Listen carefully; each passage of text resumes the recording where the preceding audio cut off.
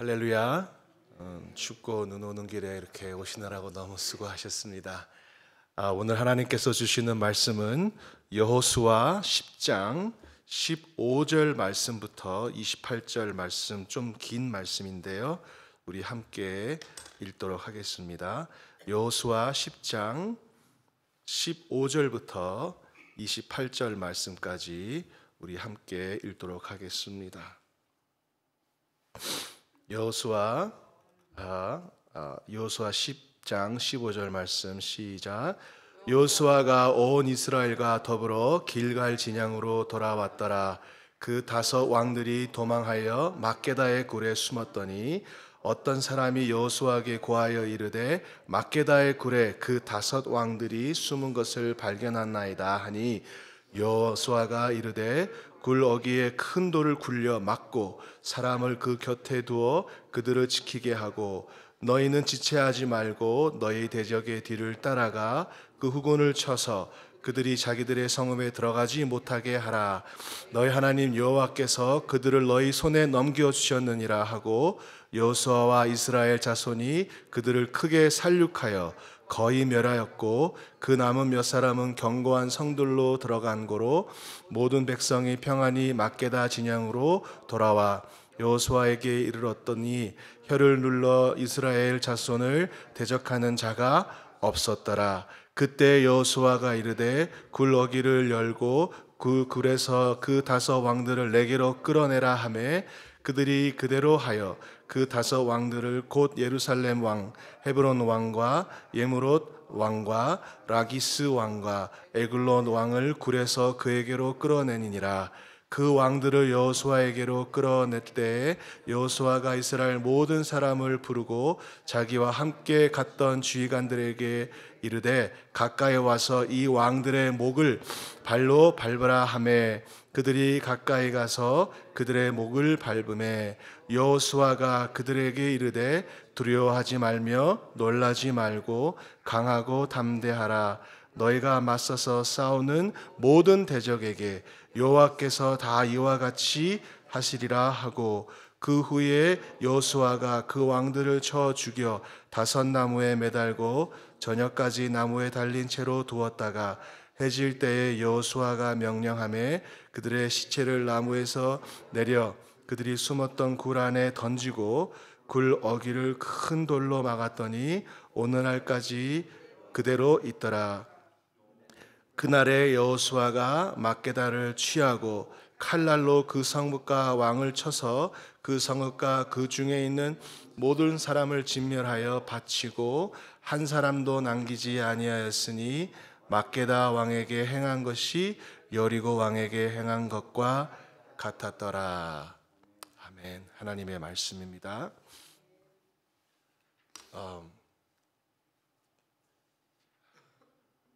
죄송한데 여기 혹시 클리넥스가 있나요? 클리넥스가 있으면 감사하겠습니다. 오늘은 숨을 수 있어도 피할 수는 없다라는 제목을 가지고 여러분들과 함께 은혜를 나누고자 합니다. 여러분, 인생을 살다 보면 누구나 한 번쯤은 피하고 싶은 순간, 숨고 싶은 상황이 있습니다. 그것이 죄책감 때문일 수도 있습니다. 또 지금 내가 겪고 있는 상처 때문일 수도 있습니다.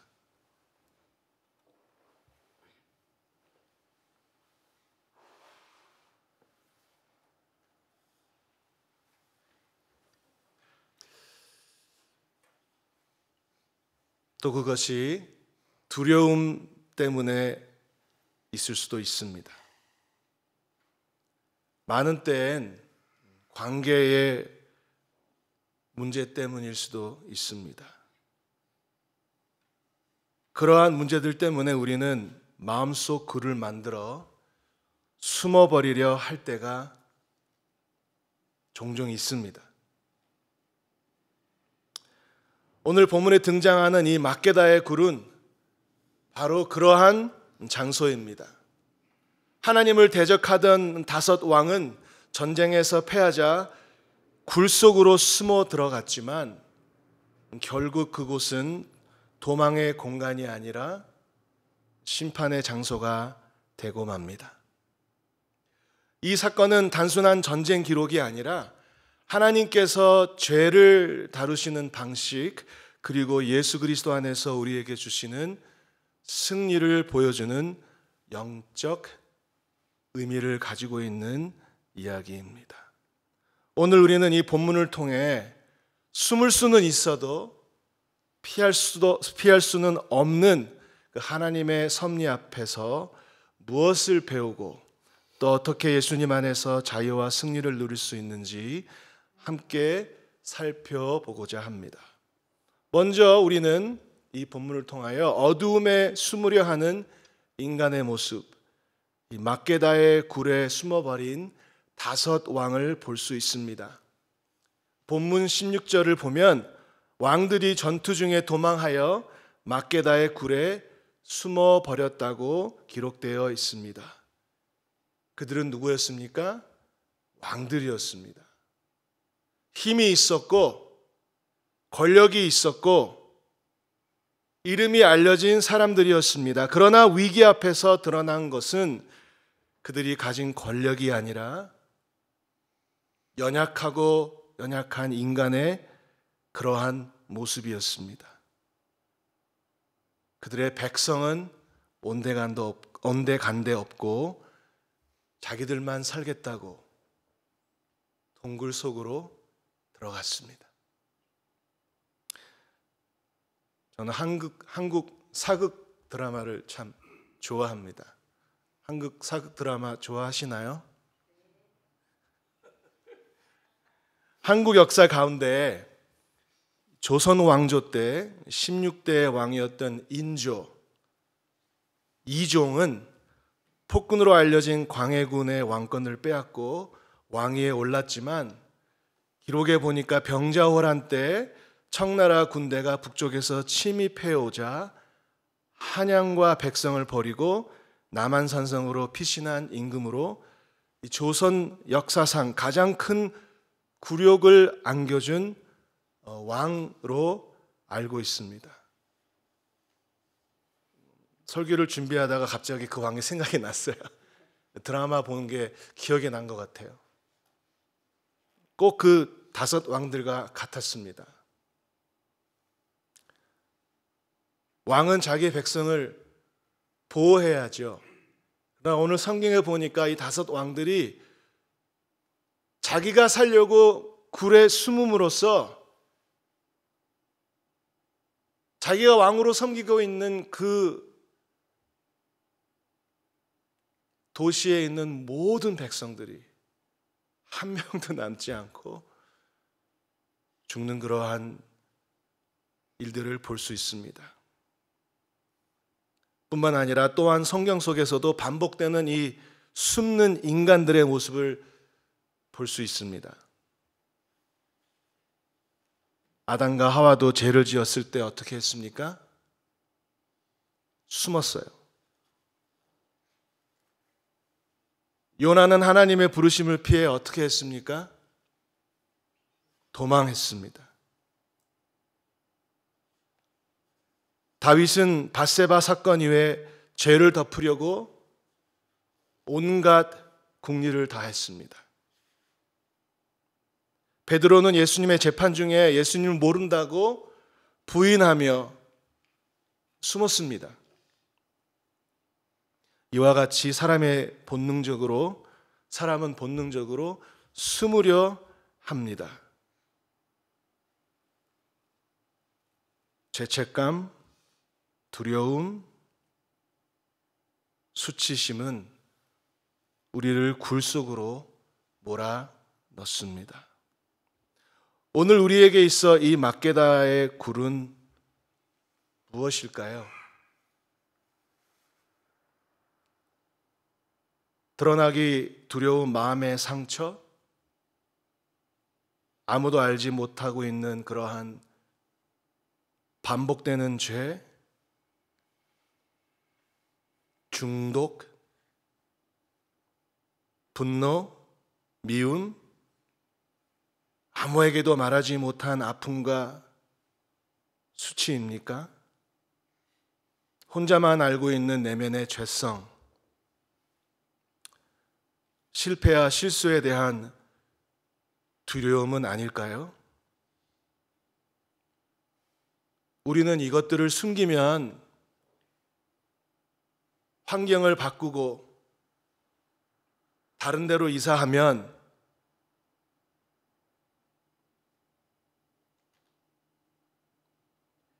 이 일들이 해결될 줄 압니다.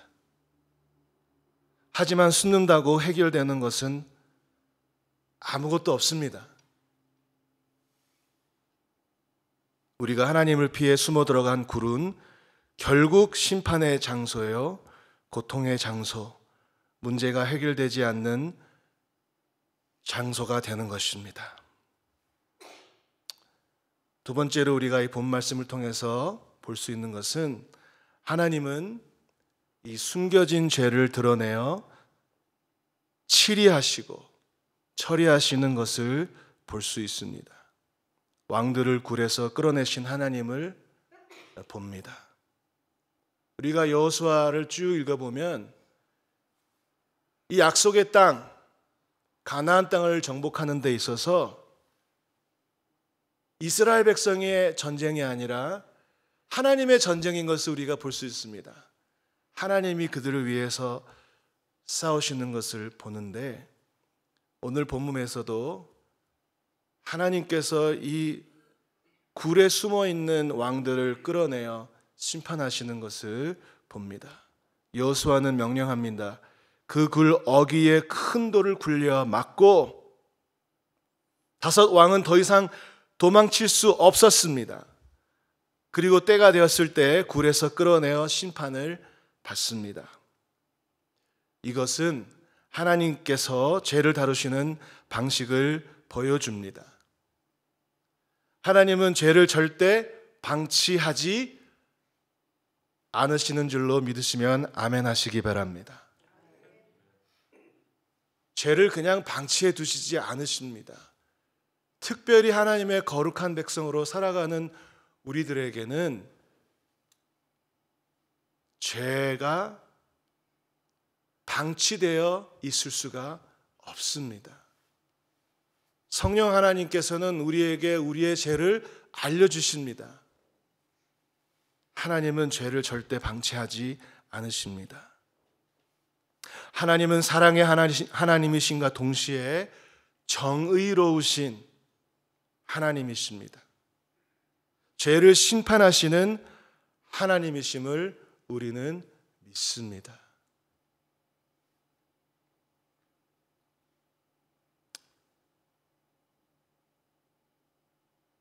이러한 것들만 생각할 때는 조금 두렵고 떨리는 마음이 있습니다. 우리는 그러한 마음이 있어야 합니다. 죄를 짓고도 아무런 어떠한 마음의 반응이 없다면 그것 또한 더 이상한 것일 것이죠.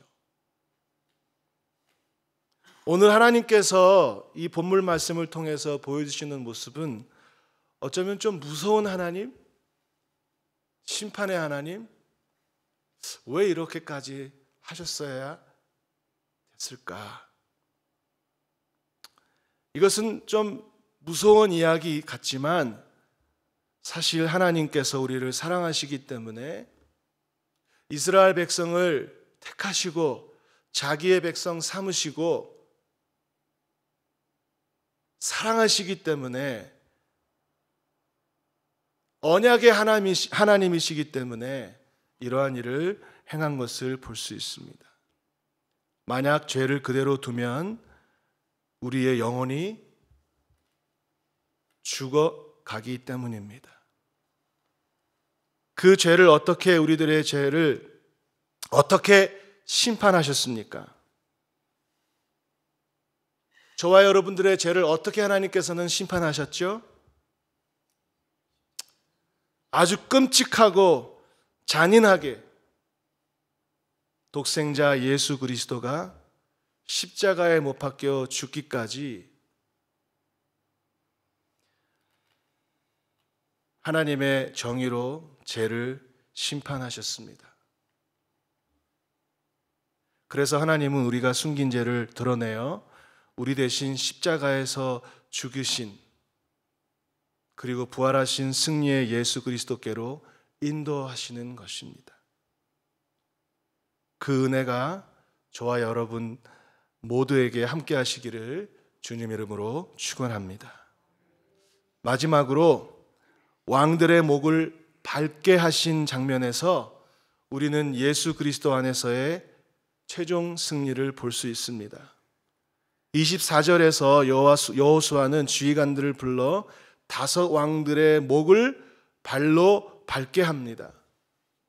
그리고 두려워 말라, 여호와께서 함께 하신다, 강하고 담대하라고 얘기하면서 그 왕들을 심판합니다. 근데 이 장면은 구약 전체 그리고 또 신약을 연결하는 어떠한 그런 상징적인 사건으로 볼 수 있습니다. 창세기 3장 15절의 약속을 생각나시나요? 원수의 머리를 밟아 승리할 그리스도에 대한 예언이 있었습니다.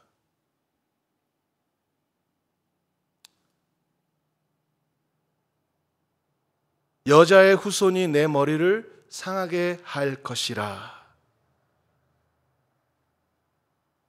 여호수아의 행동은 단순한 전쟁의 승리 표현이 아니라 미래에 오실 예수 그리스도의 완전한 승리를 보여주는 행동이었습니다. 신약에서 이 약속은 완전히 성취됩니다. 하나님이 만물을 그의 발 아래 복종하게 하셨느니라. 이 발로 밟는다는 그러한 의미, 신약에서 성취되는 것을 우리는 볼 수 있습니다. 로마서 16장 20절 말씀에도 하나님의 평강의 하나님께서 사탄을 속히 너희 발 아래 상하게 하시리라. 즉 예수의 승리는 우리의 승리를 뜻하는 것입니다. 우리는 싸우는 자가 아니라 이미 승리하신 그리스도의 승리를 누리는 자입니다. 말씀드린 대로 가나안 정복의 전쟁은 이스라엘 백성의 전쟁이 아니었습니다. 하나님께서 싸우시는 전쟁이었기 때문에 그 승리를 누리기만 하면 되었습니다. 자, 오늘 본문 말씀을 통해서 우리는 어떻게 이 말씀을 적용할 수 있을까요?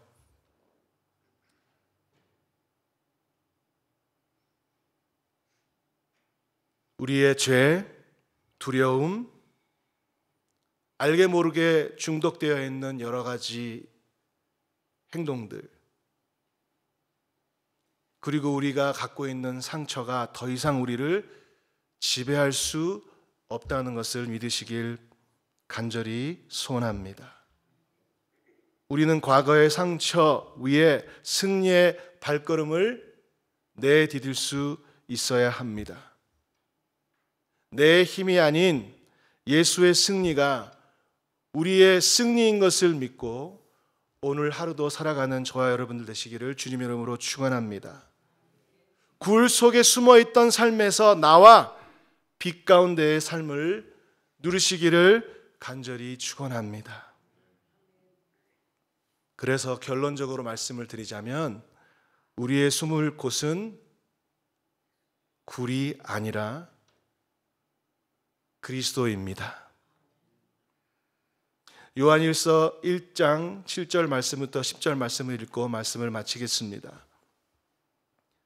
그가 빛 가운데 계신 것 같이 우리도 빛 가운데 행하면 우리가 서로 사귐이 있고 그 아들 예수의 피가 우리를 모든 죄에서 깨끗게 하실 것이요, 만일 우리가 죄가 없다고 말하면 스스로 속이고 또 진리가 우리 속에 있지 아니할 것이요. 그 굴에 숨어 들어가는 그러한 모습이죠. 만일 우리가 우리 죄를 자백하면 그는 미쁘시고 의로우사 우리 죄를 사하시며 우리를 모든 불의에서 깨끗하게 하실 것이요, 만일 우리가 범죄하지 아니었다 하면 하나님을 거짓말하는 이로 만드는 것이니 또한 그의 말씀이 우리 속에 있지 아니하니라. 다섯 왕은 굴에 숨었지만 그곳은 그들의 마지막이 되었습니다. 그러나 우리는 그렇지 않습니다. 우리는 빛의 자녀들입니다. 우리가 숨을 곳은 굴이 아니라 예수 그리스도입니다. 그리스도는 심판의 장소가 아니라 우리들의 피난처, 은혜의 자리입니다. 치유의 자리입니다. 새롭게 거듭나는 자리입니다. 오직 예수 그리스도만이 우리를 빛으로 인도해 주실 줄로 믿습니다.